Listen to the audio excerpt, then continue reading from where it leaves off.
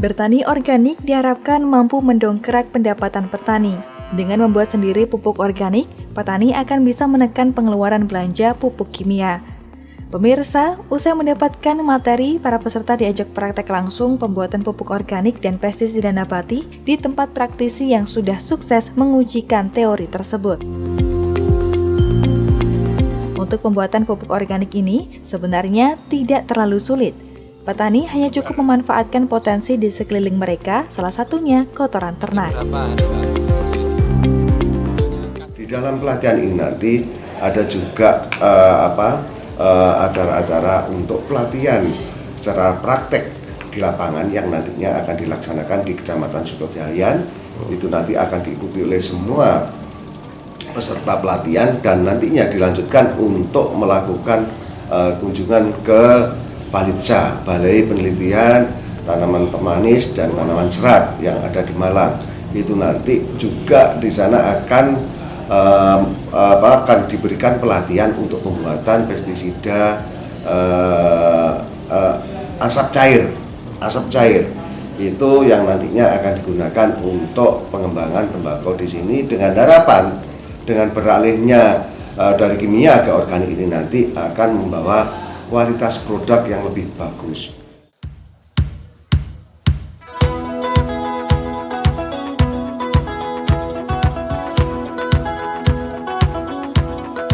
Dalam praktek ini, Najib selaku narasumber memandu peserta secara sederhana, agar seluruh peserta dapat dengan mudah memahami cara pembuatan pupuk organik dengan baik dan benar.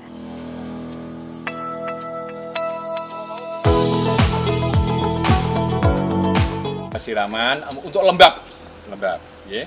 Sudah. Berikutnya, tahapan berikutnya adalah penebaran bibit. Kita kan misalkan sudah menyediakan beberapa tempat, ya.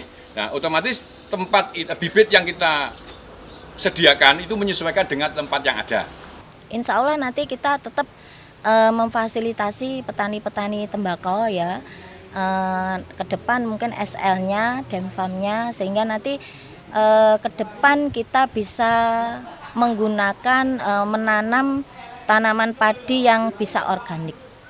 Paling tidak pupuknya petani sudah bisa membuat sendiri, pesnapnya jadi pestisida organiknya petani sudah bisa membuat sendiri.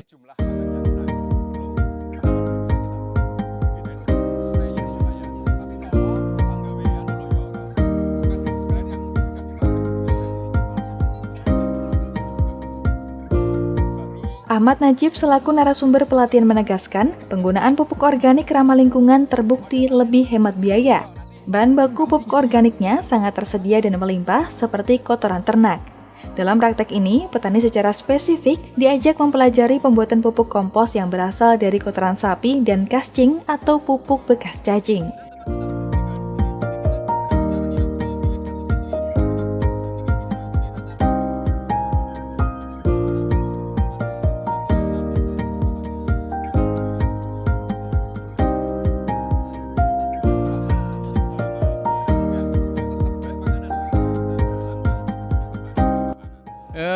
Sebetulnya pada dasarnya begini, dalam kita memelihara hewan atau binatang, kita berupaya bagaimana kondisi ini sesuai dengan yang diharapkan. Seperti halnya cacing.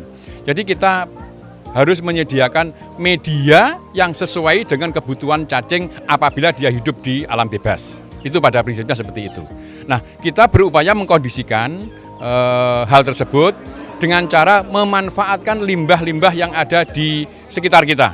Baik itu limbah pertanian, limbah peternakan, bahkan limbah dapur pun kita bisa manfaatkan untuk pakan cacing.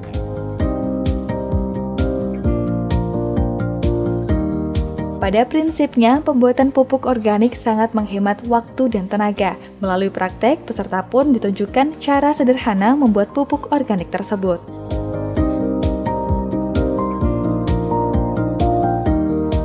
Perlu diketahui pemirsa, pupuk kascing sudah banyak dikenal dan digunakan oleh para petani di seluruh dunia karena hasilnya yang sudah terbukti mampu untuk meningkatkan pertumbuhan tanaman dan kesuburan tanah. Pupuk cacing sendiri adalah pupuk organik yang berasal dari kotoran cacing atau bekas cacing yang sudah difermentasi langsung oleh cacing itu sendiri. Pupuk ini memiliki tekstur yang halus seperti pasir, berwarna hitam, homogen, tidak berbau, dan ringan. Bila dilihat dengan kaca pembesar, kotoran cacing akan terlihat seperti pelet ikan, namun dalam ukuran yang sangat kecil.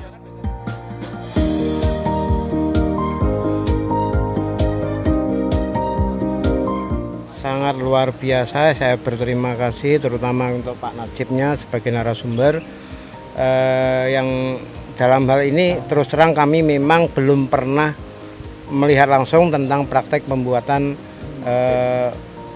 casting ini. Jadi saat ini kita langsung bisa ke tempat prakteknya, dan saya berkomitmen setelah pelatihan ini kami dari kelompok Amongkisme juga kepingin juga untuk membuat, untuk mempraktekkan. Banyak sekali yang membuat kami kepingin, karena pertama kita medianya mudah kita cari, yang kedua juga bahan-bahannya di sekeliling juga sangat mendukung, dan kualitas pupuknya sangat luar biasa.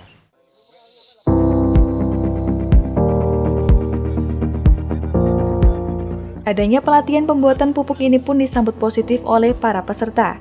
Mereka mengaku senang karena bisa menambah wawasan terkait pembuatan pupuk organik dan pestisida nabati ini.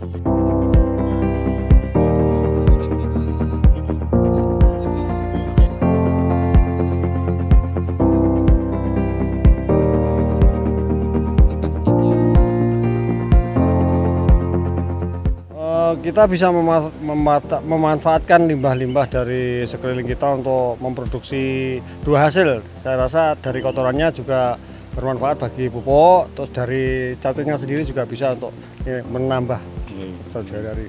Saya kira untuk kita mendapatkan bahan-bahannya sangat mudah, di lingkungan kita sudah tersedia.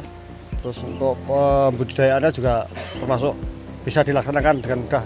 Sangat bermanfaat sekali bagi kami yang sebelumnya belum tahu. Mungkin dengan pelatihan ini dapat terbuka hati kita untuk bergerak untuk melaksanakan kegiatan ini.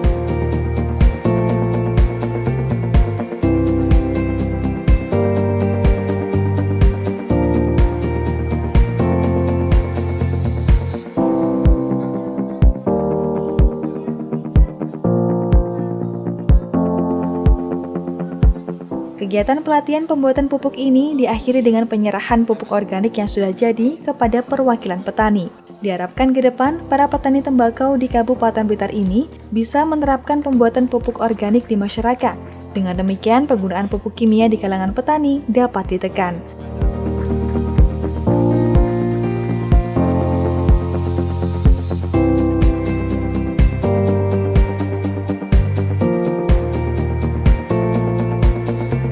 Harapan kami ya terus terang tetap kami minta bimbingan dari petugas yang dalam untuk jangka panjangnya kami juga kepingin untuk pembuatan pupuk casting ini terus tetap berlanjut, sehingga ini bukan hanya untuk kebutuhan kita saja Pak Najib, kita bisa untuk jual, untuk meningkatkan pendapatan dari petani bisnis. Ya.